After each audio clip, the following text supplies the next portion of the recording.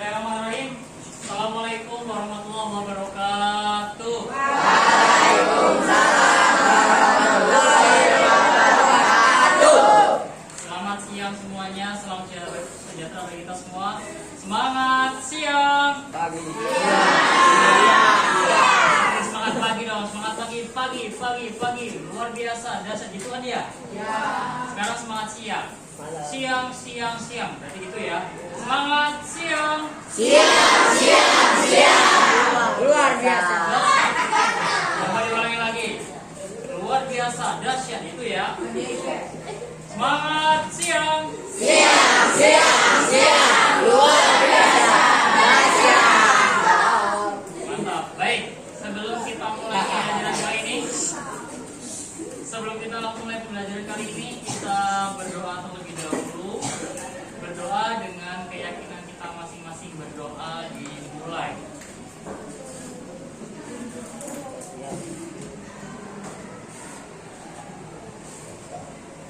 Amin. Berdoa selesai. Baik, hari ini yang nggak masuk siapa? Rizky Nopi. Rizky Nopiansa yang besar itu ya? Ya. Abangnya Ria. Kenapa? Nggak tahu. Apa? Baik, nanti saya tanya dulu. Baik, sebelum kita langsung ke pelajaran, coba kita berdiri semua. Coba berdiri semuanya. Yuk. Biar tidak capek, coba kita goyang-goyangkan badan kita. Goyang. Kalau bisa gini, tangannya dikedepankan, lalu nikmati tulang-tulangnya. Bagaimana, sudah enak? Oke, boleh duduk lagi. Baik. Kita akan melanjutkan yang kemarin kita bahas tentang berpikir komputasional. Baik. Apa sih berpikir komputasional itu? Ada yang tahu nggak apa itu berpikir komputasional? Oke. Berpikir komputasional adalah suatu metode atau cara berpikir yang memecahkan masalah rumit secara metodis, efisien, dan logis. Gampangnya, berpikir secara sistematis dan logis itu adalah yang dinamakan berpikir komputasional. Kamu perhatikan komputer. Bagaimana cara kerja komputer? Komputer itu bekerja dengan cara logis, masuk akal. Ya kan? Masuk akal. Ada nggak yang di komputer nggak masuk akal? Masuk akal. Bahkan ketika ada perakiraan cuaca, perakiraan cuaca. Di Jakarta nanti malam akan hujan, padahal belum malam. Tapi BMKG sudah ada data bahwasanya hujan. Kok bisa? Nggak masuk akal nih. Dari mana bisa mendapatkan seperti itu? Nah, itu dari perhitungan.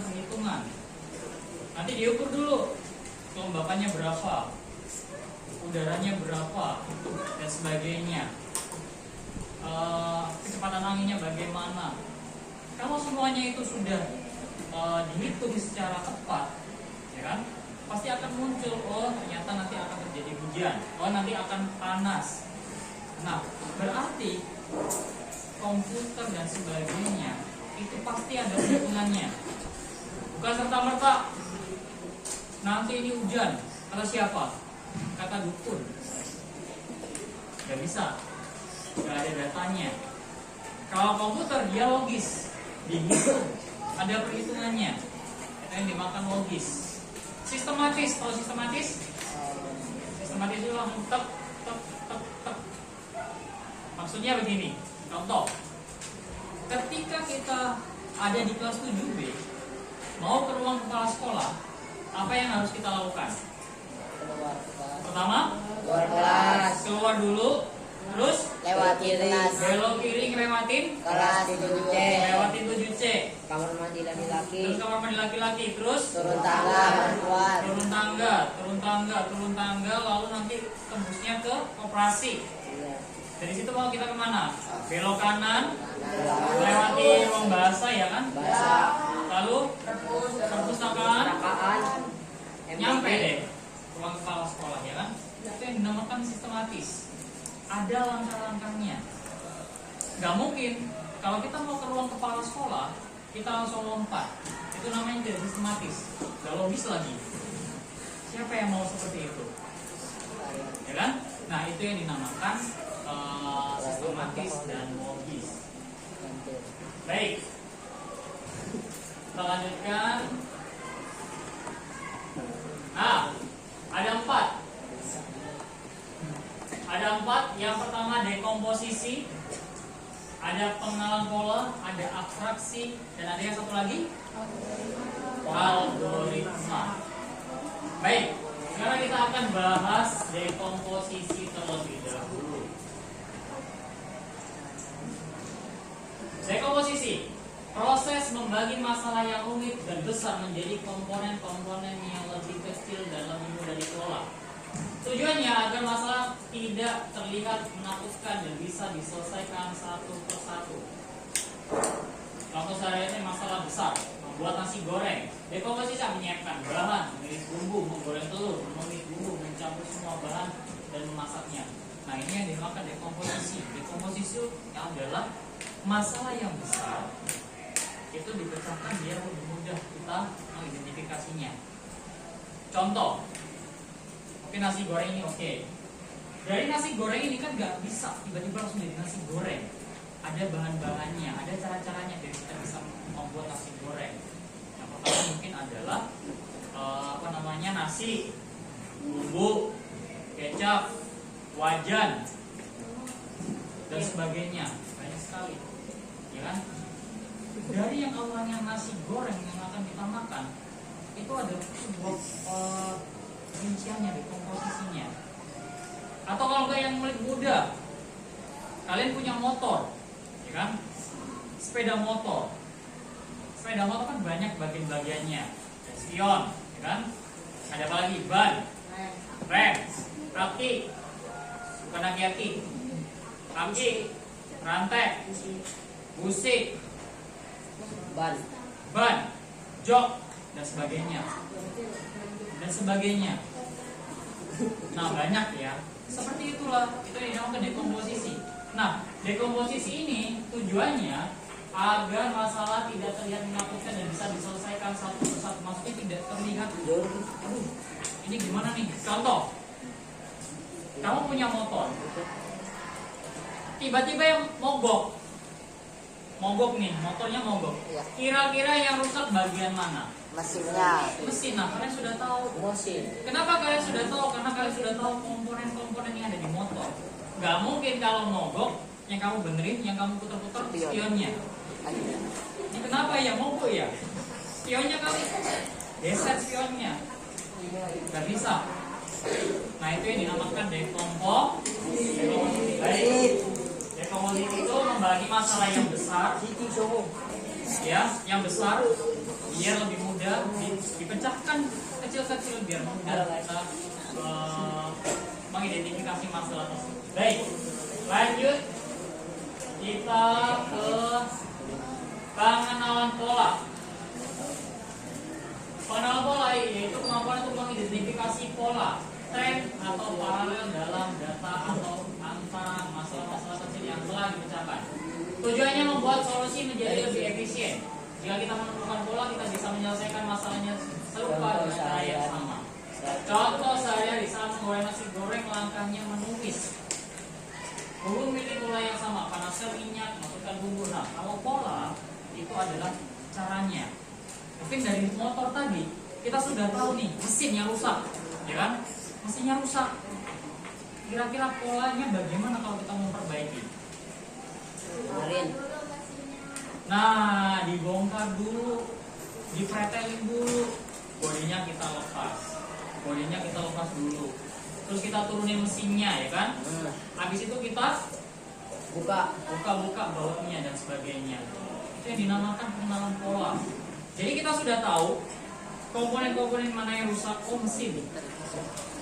Setelah itu polanya kita adalah membongkar dulu, sama seperti nasi goreng. Nasi goreng kan ada nasi, bumbu, kecap, ya kan? Terus ada wajan, ada sutil atau spatula dan sebagainya. Nah, menumisnya ditumis, digoreng-goreng ini loh. Itu yang dimakan pola. Gak mungkin kamu naruh nasinya, kamu campurin bumbu, udah kamu diemin, gak bakal jadi dan gak bakal kecampur nasi gorengnya, tidak akan maksimal. Itu yang dinamakan kenalan pola. Sama seperti motor, sudah tahu yang mana yang rusak, yang mesinnya, terus kamu ngapain? Mau kamu bongkar langsung gak bisa, kan harus dilepas dulu, bagian bodinya dilepas dulu. Siapa yang motornya suka meretengin motor? Biasanya cowok nih. Nah, bodinya dilepas dulu kan, bodinya dilepas, lalu diturunkan mesinnya, sudah. Nanti kita tinggal memperbaikinya. Baik, itu yang dinamakan pengenalan pola. Lanjut. Sekarang adalah abstraksi. Apa itu abstraksi? Prosedur untuk menghilangkan data yang tidak relevan atau berlebihan dan berkonsentrasi secara eksklusif. Tujuannya agar kita tidak bingung dengan informasi yang terlalu banyak dan bisa fokus pada inti masalah. Nah, kalau abstraksi itu adalah tentang fokusnya kita. Ya. Contoh, kamu siapa yang nggak bisa naik motor? Ada yang nggak bisa? Baik. Yang bisa naik motor, apakah kamu memikirkan cara menyeimbangkannya? Enggak kan? Sudah otomatis kan? Nah, itulah yang dinamakan abstraksi, tentang mungkin keseimbangan. Kalau kita sudah bisa naik motor, kita nggak perlu memikirkan keseimbangan. Gimana ya? Bisa ya kalau jalan kita nggak jatuh. Tapi kalau diem kita langsung naik, kok jatuh? Nggak usah dipikirin. Kita fokus jalan aja naik motor. Nggak usah kamu pikirin yang ini motor gimana ya, kok bisa ya dari gigi satu langsung jalan, atau kalau enggak ini motor biasanya kalian naik beat ya, ini kok bisa ya beat digas langsung jalan, nggak usah dipikirin, yang penting bisa jalan aja. Itu yang dinamakan abstraksi. Ada tapi nggak usah dianggap, itu mengganggu fokus kita biasanya. Baik. Nah, kalau di sini saat mengendarai sepeda kita fokus pada cara mengayuh, kita fokus ngayuhnya, menjaga keseimbangan dan mengerem. Kita tidak perlu memikirkan bagaimana cara kerja detail step gear atau bahan pembuat bannya. Nah, berarti benar, kita nggak usah mikirin ini gimana ya kok bisa jalan ya, ini gimana sih rantai-rantai gini doang kok bisa, ini nggak usah dipikirin. Yang kamu pikirkan udah, kamu naik aja, jalan aja. Itu yang dinamakan abstraksi, tentang fokus kita. Baik, lanjut. Sekarang tentang algoritma. Apa sih algoritma itu? Algoritma adalah serangkaian langkah-langkah atau aturan yang jelas dan berurutan untuk menyelesaikan masalah. Cirinya, urutannya jelas, tidak ambigu, dan yang ketiga pasti berhenti setelah masalah selesai. Ini biasanya yang tadi, bisa yang tadi. Ketika kita mau ke ruang kepala sekolah, kan ada susunannya. Itu namanya algoritma. Kita tulis dulu kelas. Dari kelas lanjut ke melewati 7C. 7C melewati tangga perempuan. Tangga perempuan turun. Nanti ke lantai 3, lantai 3 masih turun. Nanti lantai 2, lantai 2 masih turun sampai nanti dasar. Ketemu koperasi, kita belok kanan, ya kan? Lalu melewati lem bahasa. Lalu melewati perpus sampai selesai, kita sudah sampai. Itu yang dinamakan algoritma. Algoritma itu susunan, kita harus bisa menyusun. Contoh kalau nasi goreng, kalau kita membuat nasi goreng, kita pertama bahan-bahannya dulu, ya kan? Bahan-bahannya itu sudah nasi, bumbu, kecap, terus apa lagi, micin dan sebagainya. Lalu kita membuat sebuah algoritma. Caranya adalah pertama siapkan bahan-bahan terlebih dahulu. Itu namanya. 1, siapkan bahan-bahan terlebih dahulu. 2, panaskan minyak yang ada di wajan. Berikan sedikit saja minyak di wajan itu. 3, masukkan nasinya, ya kan? Masukkan nasinya. Itu biasa aja ya. Masukin nasinya sambil diaduk-aduk biar merata. Lalu masukkan bumbu. Masukkan bumbu. Siapa yang pakai bumbu? Atau biasanya pakai bawang? Enggak. Hah? Oh, ditumis. Oh, tumis dulu. Kalau saya biasanya langsung itu sih, langsung bumbu. Masukkan bumbunya, kadang bumbunya diin dulu. Dan sebagainya. Itu yang dinamakan algoritma. Algoritma itu susunan biar lebih mudah. Baik. Lanjut.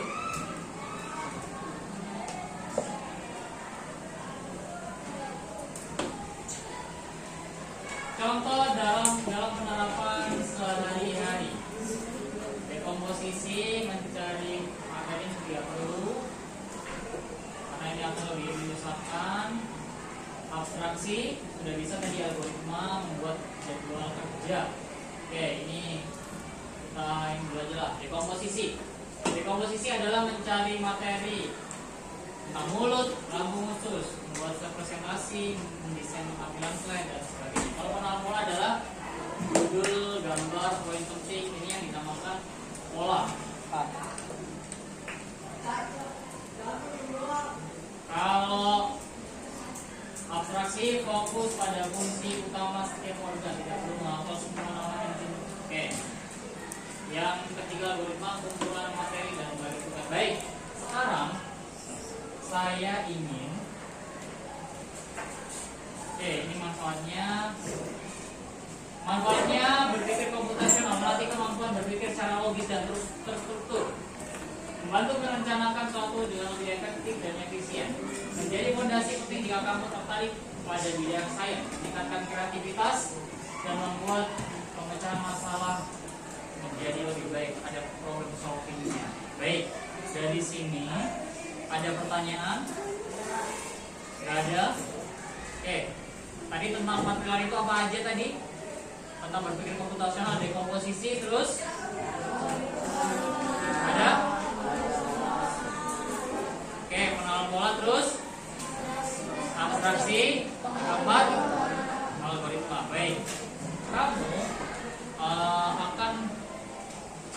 akan membuat sebuah pola. Saya minta kalian membuat sebuah pola. Ada tugas dari saya, ini adalah KPD-nya. Berkelompok.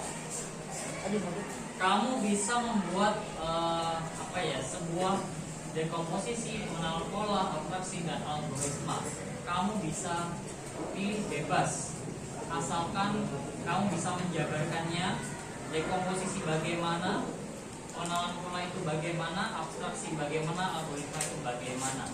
Kamu bisa tuliskan di sini berkelompok ya, bisa diskusi. Kelompok satu mana? Kelompok satu? Kelompok satu. Kelompok dua. Ini kelompok tiga. Kelompok empat. Ini ya. Kelompok lima. Baca tidak perlu. Alat dan bahan.